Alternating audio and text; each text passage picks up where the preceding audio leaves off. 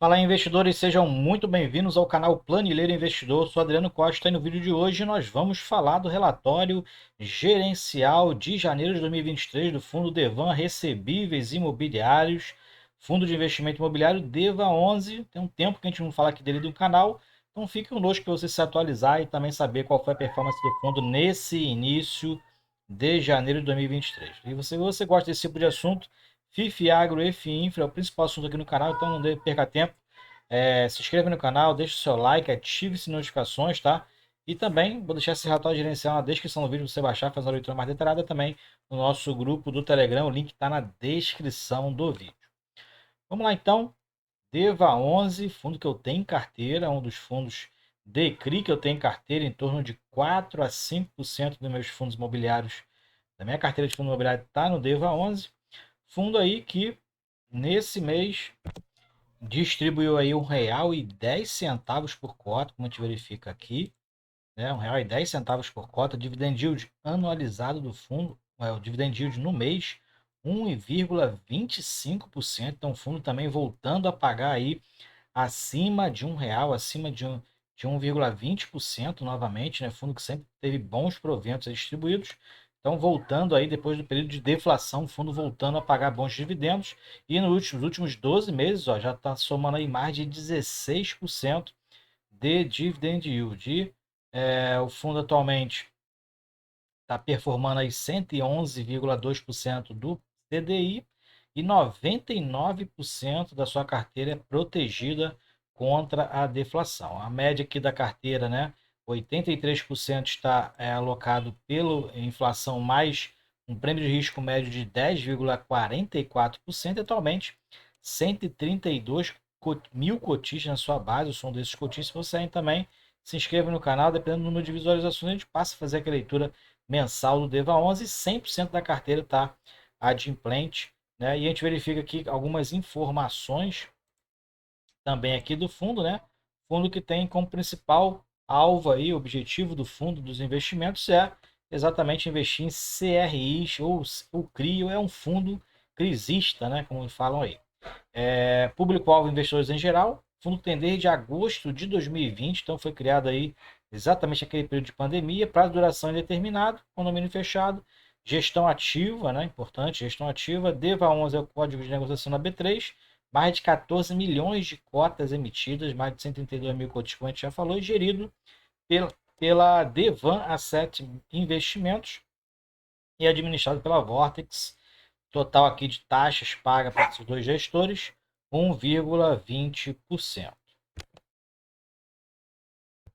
Fundo aí que atualmente, né, tem uma taxa de performance de 10% daquilo que exceder 100% do CDI, como a gente verifica aqui. O fundo que atualmente está com um patrimônio líquido de 1,4 bilhão de reais, né?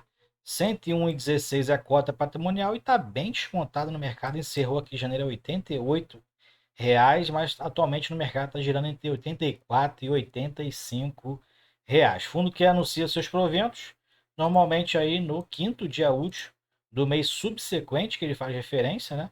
E paga no 10º dia útil do mês também posterior.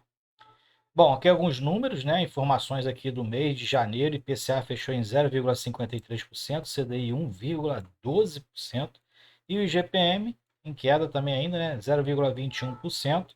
E a gente vê que nos acumulados aqui, né?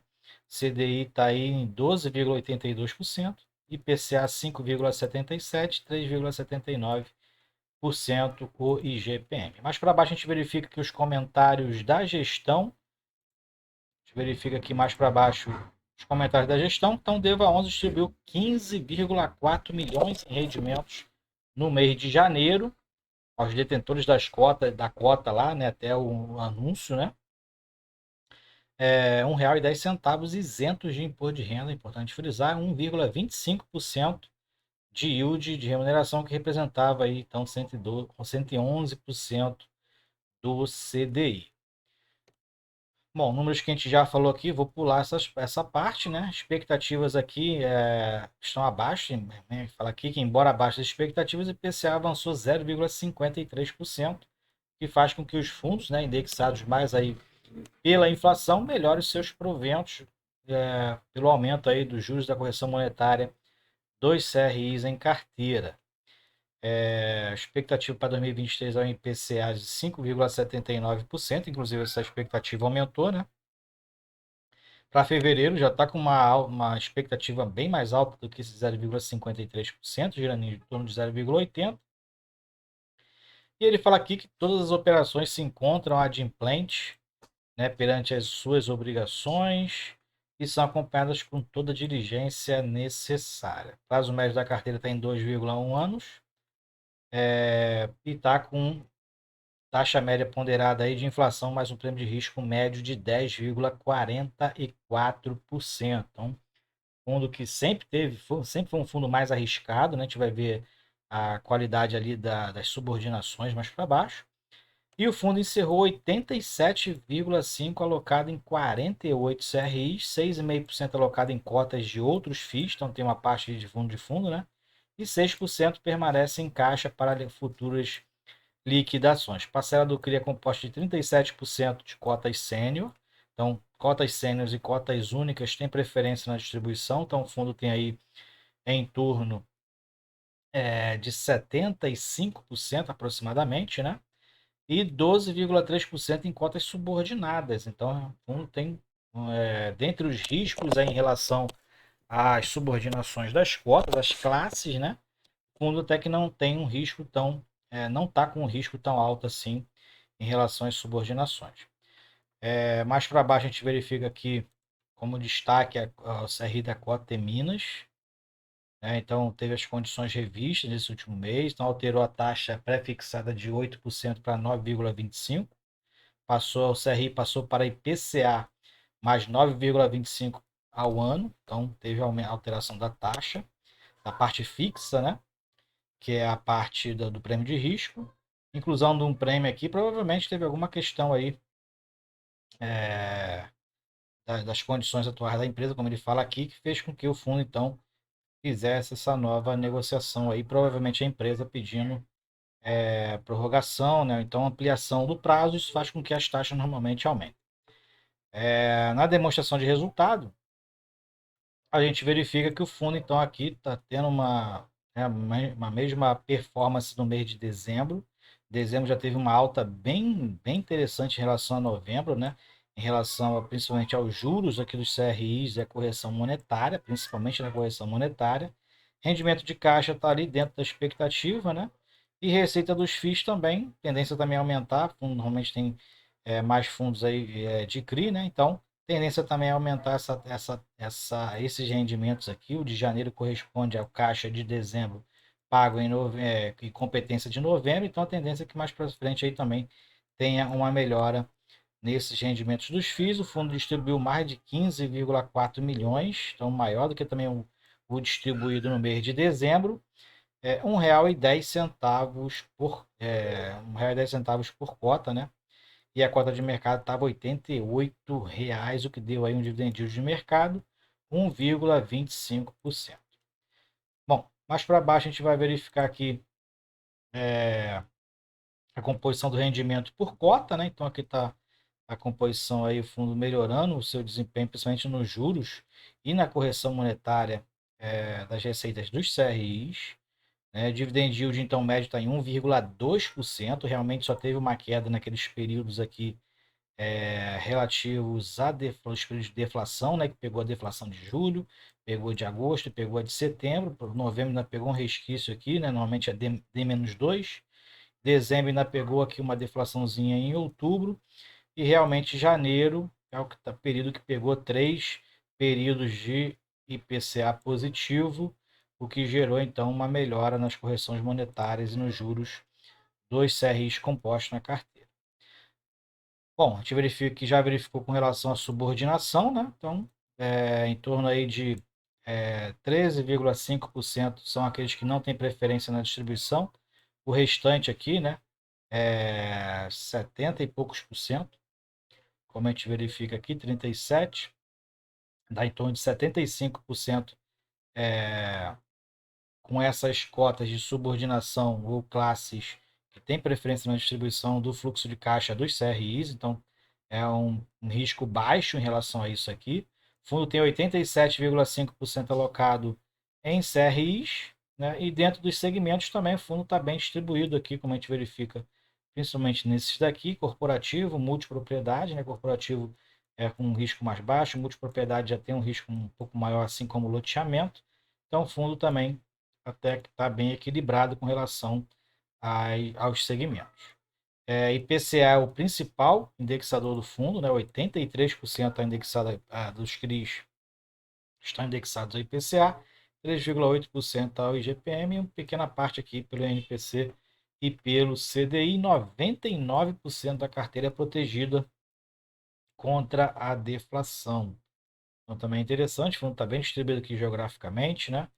A gente verifica aqui em relação aos estados. Aqui é a carteira do fundo, são 48, se eu não me engano, CRIs na carteira, todos adimplentes, né? Uma distribuição bem interessante, fundo bem diversificado em relação aos CRIs, né? Bastante papéis na carteira. Com relação às obras também, a maioria está com obras aí 99 ou 100% performadas, então 90% em média das obras aí estão concluídas e na parte da venda 84% em média já estão vendidos. Aqui, dentro da alocação tática, o fundo está investido nesses 4 fundos de investimento imobiliário aqui, infelizmente está nesses 2 aqui também, que a gente fala aí nos fundos da Hectare, que tem esses fundos da RCAP aqui, que não performam bem, né? Ainda não performaram bem como prometido, e o fundo também está uma pequena parcela do seu patrimônio alocado nesses fundos imobiliários. Aqui é a parte qualitativa que você pode baixar, ver a questão ali da carteira vendida, da inadimplência, né? Qual o indexador do CRI, qual a localidade, qual o lastro, né? Qual o segmento, quais são os tipos de cotas, garantias, importantes essas garantias aqui, né? Também analisando no CRI, o LTV, né? Então você pode baixar o relatório que eu vou deixar na descrição do vídeo. São muitos aqui, muitos CRIs na carteira, né? A gente não vai fazer a leitura deles.